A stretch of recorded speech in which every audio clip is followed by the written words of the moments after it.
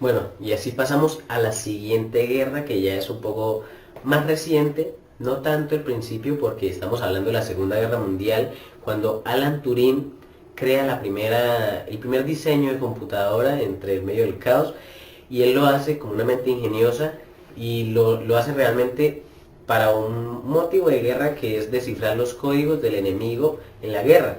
Entonces él utiliza esta máquina, pero sin saber que se crearía pues algo que sería más duradero en el tiempo, como son las computadoras.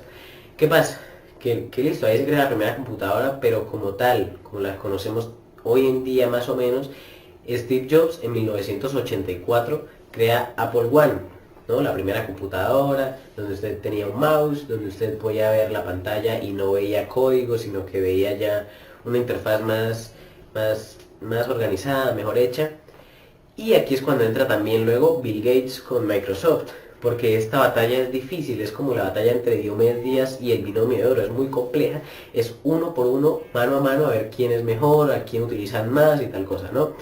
¿Qué pasa? Que ellos tienen un juicio porque Microsoft denuncia a Apple, a Bill Gates, porque dice que la interfaz fue robada, ¿no? La interfaz, entonces la manera en la que se ve en la pantalla los iconos, que ya no se tenían que utilizar códigos para poder ingresar a las aplicaciones, por ejemplo. Entonces usted para ingresar a una aplicación tenía que ingresar un código y pum, le abría, por ejemplo, calculadora. ¿Sí? Entonces era más complicado. Entonces lo que ellos hicieron fue hacer los famosos iconos donde se le da clic y ahí le abre la computadora. ¿Listo? Entonces hubo una guerra por esto, la pierde Bill Gates y Microsoft, y dice que los verdaderos genios no son los que copian los inventos, sino los que se los roban. Frase ahí célebre del señor Steve Jobs, que en paz descanse. Y con esto pasamos a las páginas web, ¿sí? Resulta y pasa que en las páginas web que fueron creadas por Tim Berners-Lee, el hombre de buena fe dice, bueno, voy a crear esto porque tengo fe en la humanidad, ellos van a utilizarla para compartir información científica. Bueno, lamentablemente sí se puede compartir información científica, pero hay demás muchas cosas en internet que no son nada científicas. ¿Qué pasa? Que empiezan a crearse demasiadas páginas web y no hay un lugar donde almacenarlas, por decirlo así, por lo cual crecen lo que son navegadores, como lo puede ser Mosaico en su principio, o el famoso Google, también está lo de Mozilla, Internet Explorer, etcétera. ¿Qué pasa?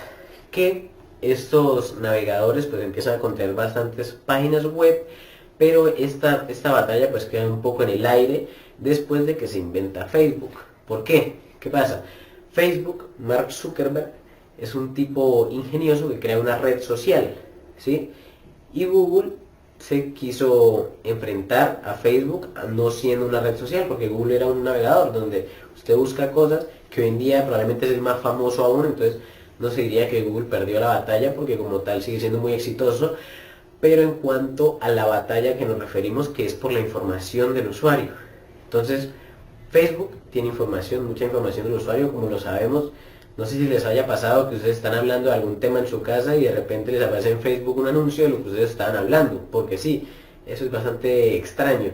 Entonces, por todo esto se pelean Google y Facebook. Facebook termina mejor parado tal vez que Google, porque Google se inventa redes sociales como lo puede ser Google+, Google, no recuerdo cómo es, Google Web creo que se llama, la otra, y no son tan exitosas como Facebook. Facebook es muy exitosa, pero a lo largo de los años Facebook ha bajado su popularidad, por lo que hoy en día, como lo conocemos, Mark Zuckerberg crea el metaverso. Es una ruta de escape para Facebook que lo hace mucho más grande. Recordemos que Mark Zuckerberg compra WhatsApp, cuando usted se mete dice From Meta, también Instagram, entonces el tipo ha buscado soluciones para no quedarse sin el dinerito. Bueno, y es así como llegamos al segundo corte. Ya llevamos más o menos 2, 3 meses de clase en donde el profesor nos explica la ecología de los medios, ¿no? Es el título, el gran título de este corte. ¿Qué pasa con la ecología de los medios? Siendo breve, porque hay una infografía en el link de la descripción que explica bastante bien toda esta situación de los autores que voy a mencionar, bueno, que no mencionaré tanto porque en la infografía están muy bien resumidos y descritos.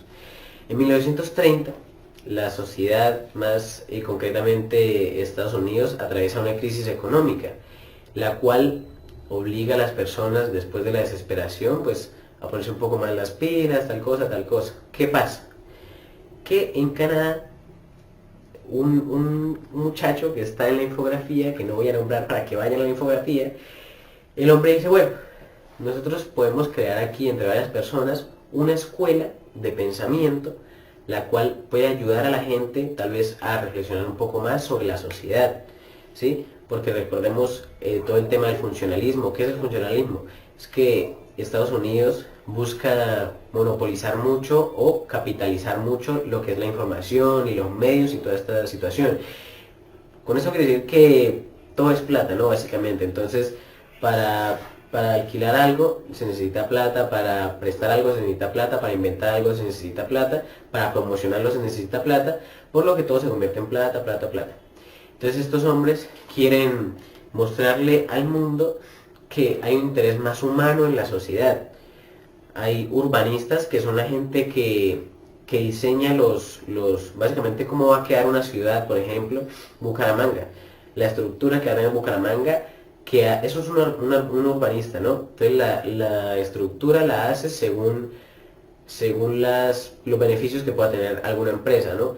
¿Qué pasa? Que hay un autor de los que están en la infografía que perteneció indirectamente a la Escuela de Toronto, que especialmente nosotros en mi grupo expusimos. El hombre era urbanista, pero se centraba pensando más en las personas, en qué necesitaban las personas y no las industrias, ¿no? Entonces, las personas necesitan un espacio, un parque para, no sé, esparcirse, relacionarse, lo que sea. Eso es una necesidad humana, ¿no? Básicamente salir, respirar un poco, relacionarse con las personas. Entonces, esto es lo que hace el urbanista. Hay pensadores también que, como digo, todos tenían el mismo objetivo, que era mostrar que había humanidad en todo lo que es la sociedad y que no todo era industrialización y capitalización. Luego entramos con Marshall McLuhan más adelante.